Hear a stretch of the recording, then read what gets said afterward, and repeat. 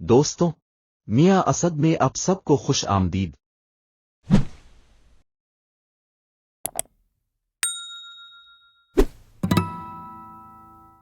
دنیا کی number 1 dangerous army.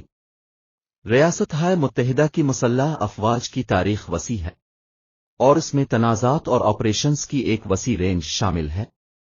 یہاں اس کی مکمل تاریخ کا ایک مختصر جائزہ ہے۔ امریکی انقلابی جنگ 1783-1775۔ جنرل جارج واشنگٹن کی قیادت میں کانٹیننٹل آرمی نے برطانیہ سے آزادی حاصل کرنے کے لیے برطانوی افواج کے خلاف جنگ کی۔ 1812 کی جنگ 1812۔ 1815 ریاستہائے متحدہ نے اپنے سمندری حقوق اور خود مختاری کا دفاع کرنے کی کوشش کرتے ہوئے برطانوی سلطنت کے خلاف مقابلہ کیا۔ امریکی خانہ جنگی یونین آرمی شمالی ریاستیں نے کنفیڈریٹ آرمی جنوبی ریاستوں کے خلاف ایک تنازع لڑا جو بنیادی طور پر غلامی اور ریاستوں کے حقوق کے مسئلے سے چلا۔ پہلی جنگ عظیم۔ امریکہ اتحادیوں کی طرف سے جنگ میں داخل ہوا جس نے مرکزی طاقتوں کے خلاف فتح حاصل کرنے میں اہم کردار ادا کیا۔ دوسری جنگ عظیم۔ پرل ہاربر پر حملے کے بعد امریکہ اتحادیوں میں شامل ہوا اور جرمنی اور جاپان کی حتمی شکست میں اہم کردار ادا کرتے ہوئے محوری طاقتوں کے خلاف لڑا۔ کوریائی جنگ۔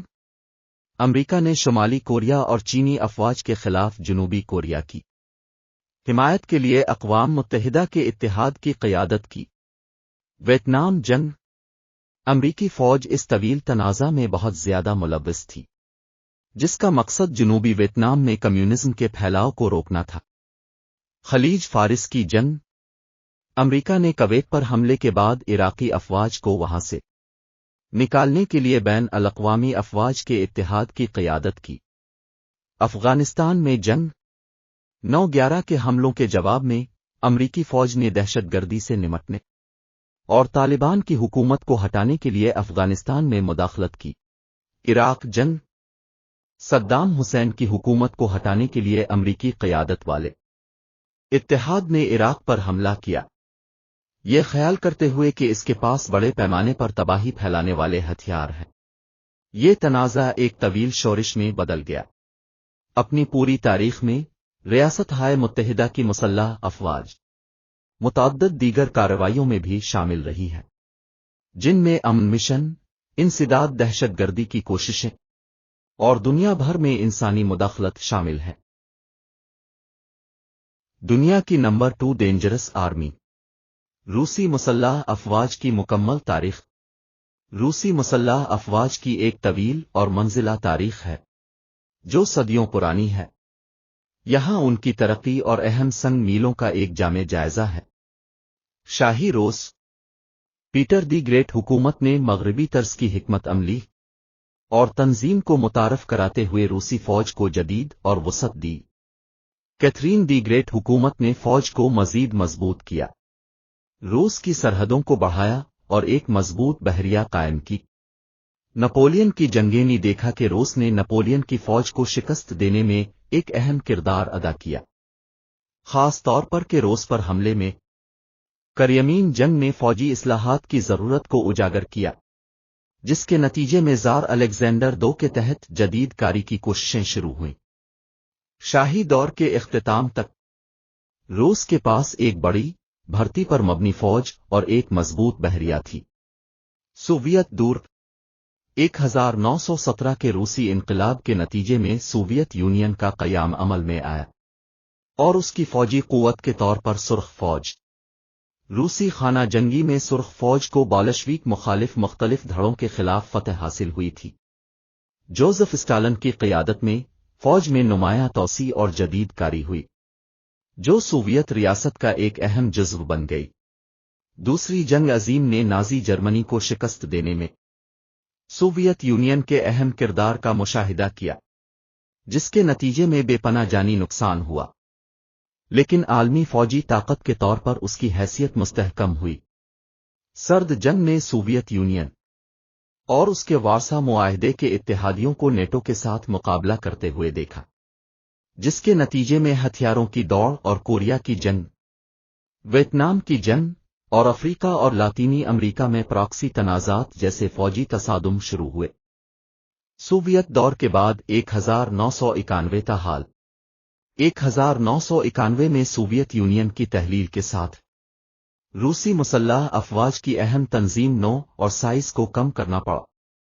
روسی فیڈریشن کو سوویت فوج کے زیادہ تر اسلحہ وراثت میں ملا اور ایک اہم فوجی قوت کو برقرار رکھنا جاری رکھا۔ چیچن جنگیں چیچنیا میں علیحدگی پسند تحریکوں کے ساتھ مسلح تنازعات نے روسی فوج کی کامیابیوں اور کوتاہیوں دونوں کو اجاگر کیا۔ صدر ولادیمیر پوٹن کے دور میں روس نے فوجی اصلاحات، آلات کو جدید بنانے، تربیت میں اضافہ اور دفاعی اخراجات میں اضافہ شروع کیا۔ جارجیا روس جنگ روس جنوبی اوسیشیا اور ابخزا کے علیحدگی پسند علاقوں پر جارجیا کے ساتھ ایک مختصر تنازع میں مصروف ہے۔ کرائمیا کا الحاق اور یوکرین میں مداخلت 2014 موجودہ یوکرین میں روس کی فوجی مداخلت بشمول کرائمیا کا الحاق اور مشرقی یوکرین میں علیحدگی پسند تحریکوں کی حمایت مغرب کے ساتھ کشیدگی میں اضافے کا باعث بنی۔ شام کی خانہ جنگی میں مداخلت 2015 موجودہ روس نے شامی حکومت کو فوجی مدد فراہم کی جس سے تنازع کے نتائج کو نمایاں طور پر متاثر کیا گیا۔ جاری جدیدیت روس اپنی مسلح افواج کو جدید بنانے میں سرمایہ کاری جاری رکھے ہوئے ہے۔ جدید ہتھیاروں، سائبر صلاحیتوں اور اسٹریٹجک جوہری قوتوں پر توجہ مرکوز کرتا ہے۔ دنیا کی نمبر 3 ڈینجرس آرمی چینی پیپلز لبریشن آرمی PLA عوامی جمہوریہ چین PRC کی فوجی قوت ہے۔ یہ دنیا کی سب سے بڑی کھڑی فوج ہے جس میں 20 لاکھ سے زیادہ فعال ڈیوٹی والے اہلکار ہیں، جو اسے عالمی سطح پر اہم ترین فوجی قوتوں میں سے ایک بناتا ہے۔ PLA زمینی افواج آرمی، بحریہ پلین، فضائیہ اور اسٹریٹجک میزائل فورس پر مشتمل ہے۔ PLA کا قیام 1 اگست 1927 کو عمل میں آیا اور اس نے چینی خانہ جنگی میں اہم کردار ادا کیا جس کے نتیجے میں چینی کمیونسٹ پارٹی کی فتح ہوئی اور 1949 میں عوامی جمہوریہ چین کا قیام عمل میں آیا۔ ملک کی خود مختاری اور علاقائی سالمیت کا بنیادی محافظ رہا ہے۔ PLA کا تنظیمی ڈھانچہ درجہ بندی پر مبنی ہے جس میں سینٹرل ملٹری کمیشن CMC چین کے اعلیٰ ترین فوجی ادارے کے طور پر کام کر رہا ہے۔ CMC فوجی پالیسیاں بنانے اور PLA کی کارروائیوں کی نگرانی کا ذمہ دار ہے۔ CMC کا چیئرمین چین میں اعلیٰ ترین فوجی افسر ہے اور عام طور پر چینی کمیونسٹ پارٹی کا جنرل سیکریٹری ہوتا ہے۔ PLA نے حالیہ برسوں میں جدید کاری کی اہم کوششیں کی ہیں جس کا مقصد اسے ایک تکنیکی طور پر ترقی یافتہ لڑاکا فورس میں تبدیل کرنا جو مشترکہ کارروائیاں کرنے کے قابل ہو۔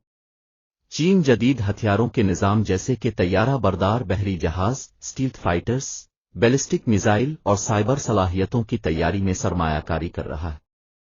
PLA بحیرہ جنوبی چین میں بھی اپنی موجودگی بڑھا رہی ہے اور خطے میں علاقائی دعوے کر رہی ہے جس کی وجہ سے علاقائی تناؤ پیدا ہوا ہے۔ یہ نوٹ کرنا ضروری ہے کہ PLA بنیادی طور پر قومی دفاع کے لیے ذمہ دار ہے لیکن یہ ملکی معاملات میں بھی کردار ادا کرتی ہے جیسے کہ آفات سے نجات اور سماجی نظم کو برقرار رکھنا۔ مزید برآں PLA کے پاس ایک نیم فوجی دستہ ہے جسے پیپلز آرمڈ پولیس کہا جاتا ہے جو اندرونی سلامتی کو سنبھالتی ہے اور امن عامہ کو برقرار رکھتی۔ دنیا کی نمبر 4 ڈینجرس آرمی ہندوستانی مسلح افواج جمہوریہ ہند کی فوجی قوتوں کو کہتے ہیں۔ وہ 3 بنیادی شاخوں پر مشتمل ہے: ہندوستانی فوج، ہندوستانی بحریہ اور ہندوستانی فضائیہ، ہر ایک اپنے مخصوص کردار اور ذمہ داریوں کے ساتھ۔ ان شاخوں کے علاوہ بھارت کے پاس مختلف نیم فوجی دستے اور اسٹریٹجک میزائل سسٹم بھی ہیں۔ ہندوستانی فوج زمینی شاخ ہے اور ہندوستانی مسلح افواج کا سب سے بڑا جزو ہے۔ یہ ہندوستان کی علاقائی سالمیت کی حفاظت اور زمینی بنیاد پر فوجی کارروائیاں کرنے کا ذمہ دار ہے۔ ہندوستانی فوج کی ایک بھرپور تاریخ ہے اور وہ بیرونی دفاعی اور اندرونی سیکیورٹی دونوں کارروائیوں میں شامل ہے۔ یہ کئی کمانڈز میں منظم ہے اور مختلف جنگی اور معاون یونٹوں پر مشتمل ہے۔ ہندوستانی بحریہ ہندوستانی بحریہ ہندوستانی مسلح افواج کی بحری شاخ ہے۔ اس کا بنیادی کردار ہندوستان کے سمندری مفادات کا تحفظ، ملک کی ساحلی پٹیوں کو محفوظ بنانا اور بحر ہند کے علاقے میں بحری طاقت کو پروجیکٹ کرنا ہے۔ ہندوستانی بحریہ سطحی جہازوں، آبدوزوں اور بحری جہازوں کی ایک وسیع رینج چلاتی ہے۔ یہ میری ٹائم سیکیورٹی، آفات سے نمٹنے اور انسانی امداد کے کاموں میں بھی اہم کردار ادا کرتا ہے۔ ہندوستانی فضائیہ ہندوستانی مسلح افواج کی فضائی جنگی شاخ ہے۔ یہ ہندوستانی فضائی حدود کی حفاظت، فضائی جنگی کارروائیاں کرنے، زمینی افواج کو فضائی مدد فراہم کرنے اور اسٹریٹجک ایئر لفٹ اور جاسوسی مشن کے انعقاد کے لیے ذمہ دار ہے۔ ہندوستانی فضائیہ لڑاکا طیاروں، ٹرانسپورٹ طیاروں، ہیلی کاپٹروں اور دیگر فضائی پلیٹ فارمز کا متنوع بیڑا چلاتی ہے۔ ان بنیادی شاخوں کے علاوہ ہندوستان کے پاس متعدد نیم فوجی دستے ہیں جو داخلی سلامتی اور سرحدی تحفظ میں مدد کرتے ہیں۔ ان میں border security force, central reserve police force, Indo Tibet border police اور دیگر شامل ہیں۔ یہ افواج امن و امان برقرار رکھنے اور ملک کی سرحدوں کی حفاظت کے لیے ہندوستانی مسلح افواج کے ساتھ مل کر کام کرتی ہیں۔ یہ بات قابل غور ہے کہ ہندوستان کے پاس جوہری ہتھیاروں کا پروگرام ہے اور وہ ایک اسٹریٹجک میزائل فورس کو برقرار رکھتا ہے جو ملک کے جوہری ڈیٹرنٹ کے لیے ذمہ دار ہے۔ Defence research and development organisation وہ بنیادی ایجنسی ہے جو ہندوستان میں دفاعی سازوسامان اور ٹیکنالوجی کی ترقی اور پیداوار میں شامل ہے۔ ہندوستانی مسلح افواج کی ایک طویل تاریخ ہے اور وہ مختلف تنازعات اور امن مشنوں میں شامل رہی ہے۔